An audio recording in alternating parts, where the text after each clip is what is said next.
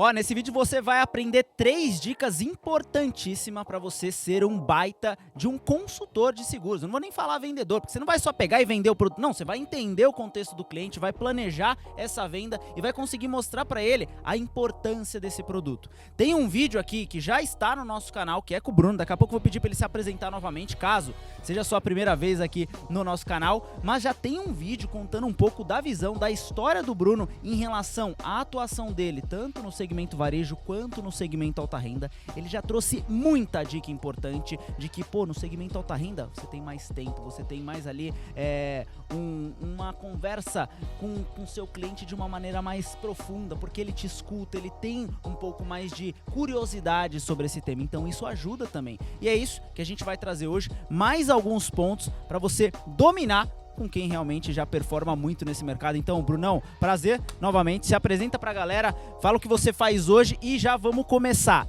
As dicas principais pra galera que tá hoje na agência e caramba, eu não tô conseguindo hoje é dia nem... 30 aqui que eu faço. Não tô conseguindo nem escutar, meu cliente nem me escuta, então vamos pra cima.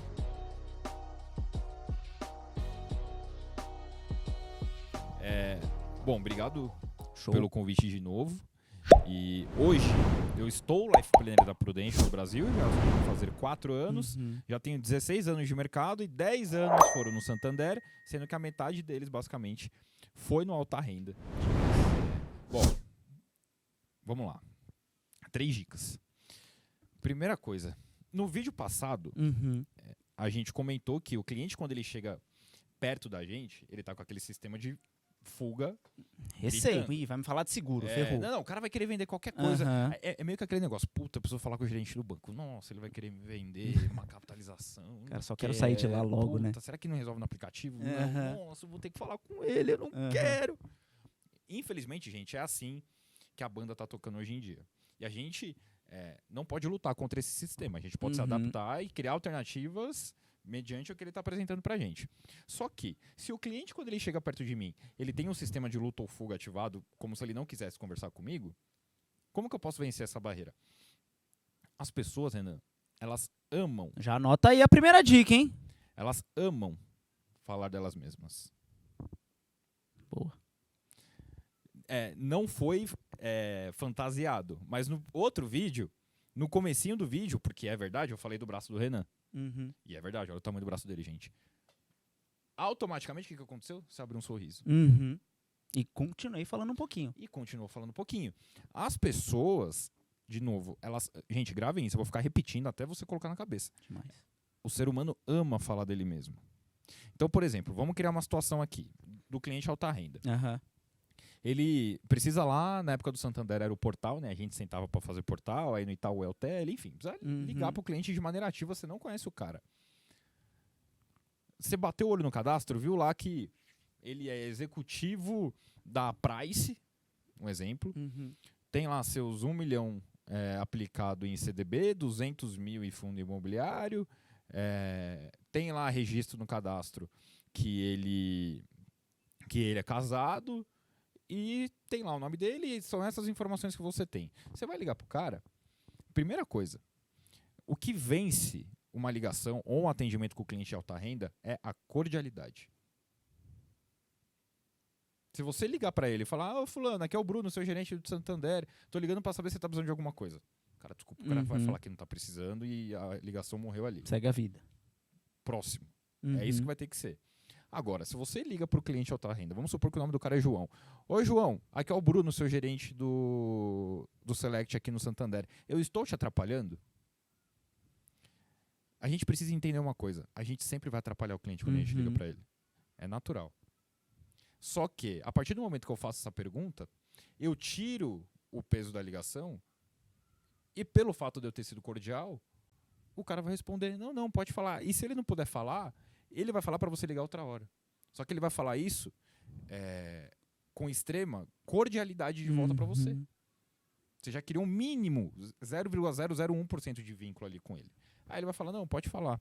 Cara, eu vi, como eu estou assumindo a carteira agora, porque vão ter pessoas que vão passar pela entrevista garantida, então vão assumir a carteira pela primeira vez. Como eu estou assumindo a carteira agora, eu queria saber um pouco da sua história. Eu vi que você trabalha na Price. Como é que você chegou na empresa? Me fala um pouco de você. Olha aí. Já nem falou de produto, nem nada, só gente, escutando. esse tipo de assunto me dá, porque eu gosto muito, Uhum. né, No vídeo passado, eu falei de como o nosso cérebro se ativa em momentos de perigo. Uhum. Nessa hora, é como se a área que detecta perigo, ela fosse Desligando, né? desligando. O cliente vai... Cara, é literalmente, quando a gente vai ter um primeiro contato com ele, o cliente está estressado. Ele está liberando cortisol. Quando a gente faz esse tipo de pergunta, o cara vai relaxando. E aí o cara vai começar a falar, eu cheguei na Price tem 2 anos porque eu...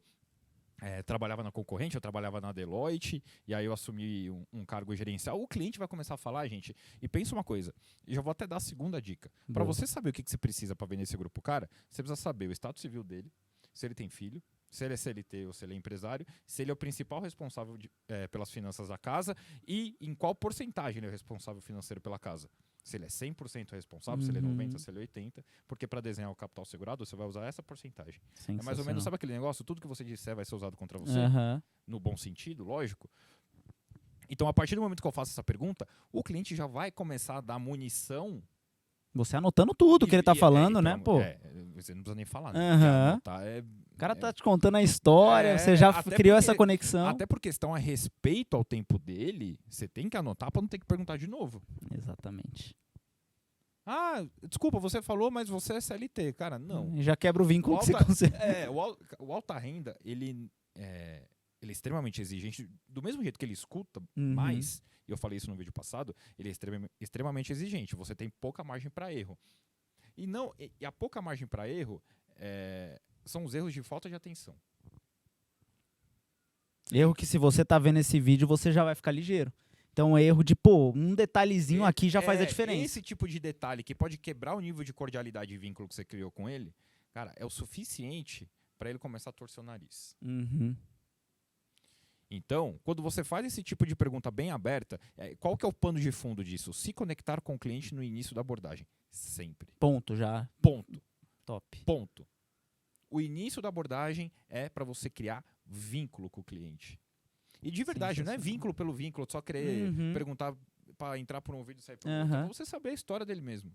Porque esse cara, ele, além dele confiar mais em você, ele vai comprar mais vezes com você. Não vai ser só uma única vez. Vai recomendar você. Vai recomendar você, porque gerente de alta renda tem que abrir conta. Exatamente. Você acha que... pensa comigo. Você tem conversas difíceis com pessoas que você... Não. O seguro de vida é uma conversa difícil. Não adianta a gente ficar floreando aqui, falando, é mais o amor da família, sim, isso é verdade. Cara, mas você tem que falar pro cliente que ele vai morrer e como é que o filho dele vai estudar se ele morrer. É uma conversa difícil. Ele não vai ter essa conversa, ele não vai se abrir se ele não confiar em você. Sensacional. Então, a primeira coisa, comece em uma abordagem sempre, sempre, sempre, sempre criando vínculo com o cliente. Show, show. Ó, então, primeira dica, conexão. O Brunão falou até essa questão que as pessoas gostam de escutar, de falar delas mesmas, né? E tem um livro bem legal que é Como Fazer Amigos e Influenciar Pessoas, que é do Dale Carnegie. E ele traz uma passagem no livro que, num estudo, né? Muitas pessoas estão falando por telefone, eu ligo pro Brunão e tal. E aí, a palavra que é mais registrada nessas conversas é a palavra eu. Ou seja, Brunão pode estar, eu liguei pro Brunão, Renan, eu fiz uma viagem, eu também. E aí começa, o eu. Já conversou com aquela pessoa que não é um diálogo, é um monólogo? Você fala, eu comprei essa calça, eu também, eu fui lá. E, esse eu acabei de falar, e você já tá falando de você? Então as pessoas automaticamente, se elas não se policiarem, fica até difícil de você conversar, porque eu também, eu viajei para isso. Nossa, quando eu fui, e você que às vezes estava contando, já perdeu, todo mundo já conhece uma pessoa desse jeito, então usa isso ao seu favor de perguntar pro cliente, deixa esse momento dele te trazer essa conexão. E aí a segunda dica que você falou eram perguntas mais específicas, né? São informações que você precisa saber, que assim, essas informações, elas vão casar com a primeira pergunta. Então pensa o seguinte, isso vocês podem anotar como se fosse um checklist, o que eu preciso saber para conseguir fazer uma abordagem de seguro? Cara, se esse cara é casado, se esse cara tem filho, se esse cara é CLT ou não é CLT, porque isso muda completamente a configuração da pólice dele. Se esse cara é o principal responsável financeiro pela casa. E a porcentagem. E a porcentagem que ele é o principal responsável financeiro pela casa. E essa primeira pergunta, bem aberta, falando sobre o cliente, cara, vocês vão começar a perceber que muitas dessas informações que eu citei aqui, ele já vai começar a dar sem você perceber. É verdade. É porque com a minha esposa, ela me fez. E aí você, caramba, já captei. Exato. Que demais. Exato. Não é que você vai ficar perguntando: você tem esposa? Você tem filho? É, Quanto não, que é? Não é um questionário de exame de sangue. Isso. Você vai lá no Delboni, a mulher fala altura, peso. Não é Isso. isso. Mas o cliente já vai acabar respondendo. Porque imagina, pegando esse exemplo da Price que a gente deu. Fala, eu morava em tal cidade, fazia home office, mas aí a Price só trabalha presencial, eu tive que mudar meu filho de escola. Já era, já passou uma. Entendeu? Se ele teve que mudar de filho de escola, você pode perguntar, e a sua esposa, como é que ficou? A minha esposa, acabei me separando. Olha isso. Que Você demais, entendeu? que demais. Depois vocês vão encapsular todas essas informações para conseguir seguir com a abordagem. E eu quero passar a terceira dica, uma questão bem técnica, Boa. que muita gente não peca, mas elas não sabem dessa artimanha, vamos dizer assim, e acabam perdendo negócio. Quando a gente vai fazer seguro voltado para inventário, o inventário, quando a pessoa morre, o patrimônio dela fica congelado no espólio, 15% disso é quanto a família vai ter que pagar para poder acessar. Então imagina que o patrimônio do seu cliente é um cofre, a partir do momento que ele morreu, vai tudo para dentro desse cofre, a fechadura é o inventário e a chave para abrir é o seguro. O seguro não entra no inventário. Se o cliente tem seguro, o beneficiário recebe, vai lá com o dinheiro que recebeu, paga o inventário e tem acesso a tudo. O ponto é que 15% muitas vezes para o cliente alta renda que tem um pouco mais de idade, é natural às vezes ficar acabando, pode acabar ficando um pouco caro, e não é aquilo do ficar caro do cara não estar valorizando. O cara sabe que é importante, ele passa a ter preocupação, só que, bicho, muitas vezes o cara tem uma renda de 20, ele gasta 15 e o seguro ficou 4, pô, vamos ser sinceros, o cara não vai conseguir pagar. Com certeza. O cara não vai conseguir pagar. Só que qual que é o ponto?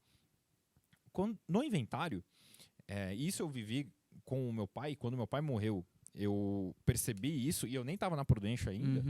Quando você paga o ITCMD, que é o Imposto de Transmissão Causa Mortes e Doação, que em São Paulo é 4%, em cada estado varia, mas não passa de 10%, acho que o mais caro é o do Pará, que pode chegar até 8%, dependendo do volume de patrimônio que a pessoa tem. Quando você paga o imposto, a família já consegue desbloquear os bens. Eu paguei o imposto de transmissão de bens do meu pai, automaticamente já consegui acesso a um dinheirinho que ele tinha numa corretora, ele tinha uns 15 mil lá, já consegui dar entrada no imóvel que ele estava vendendo e o negócio aliviou. Entendi. Então, o ITCMD ele é a grande chave do inventário. Então, muitas vezes a gente calcula o seguro por 15% do patrimônio do cliente, sendo que se você calcular por 4%, você já resolve o problema dele. Olha isso. Então, às vezes, você está calculando um prêmio de seguro que vai ser 4 mil, com base nesses 15% que é o inventário. Se você faz essa base olhando para o ITCMD, você já consegue dar um respiro melhor para o cliente. Exato, você consegue resolver o problema dele. E, cara, você dá uma puta consultoria. Sabe por quê? Olha isso. O cliente não sabe disso. E tem muito cliente, pensa comigo, que ele paga advogado mensal. Advogado que você paga mensal, o cara costuma não cobrar para fazer o inventário. E tem muito cliente alta renda que tem advogado que ele paga mensal. Então, esse custo de 15 já vai cair. O advogado ele já não vai ter os honorários. Aí é só cartório. Cara, o valor que você pode calcular de seguro para ele já é um pouco menor. E outra, quando o cliente percebe que você não está interessado em vender o mais caro, mas vender o justo, muitas vezes o caro é justo. E, porra, você tem que vender. Mas muitas vezes, o cliente precisa de menos. Ele começa a te valorizar muito. E eu sei que na alta renda vocês vão ter demanda para seguro voltado para inventário. E essa, cara, depois que eu aprendi isso, basicamente a minha carteira hoje é só voltada para seguro que de sucessão. absurdo. Sensacional. Esse vídeo ficou fantástico. É um compilado. Vamos dividir em parte 1 e parte 2. A parte 1 ele trouxe um pouco mais da visão macro. Agora, 3 dicas certeiras e específicas para você conseguir ter uma melhor abordagem, entender o produto, escutar o cliente. E aqui, até para a gente já fechar, quando o Brunão trouxe que às vezes vai ser um prêmio caro, mas é de acordo com a realidade daquele cliente. Às vezes a gente pensa muito com o nosso bolso. Pô, caramba, será que eu vou ofertar 4 mil mesmo? Será que o cliente... Não, é isso.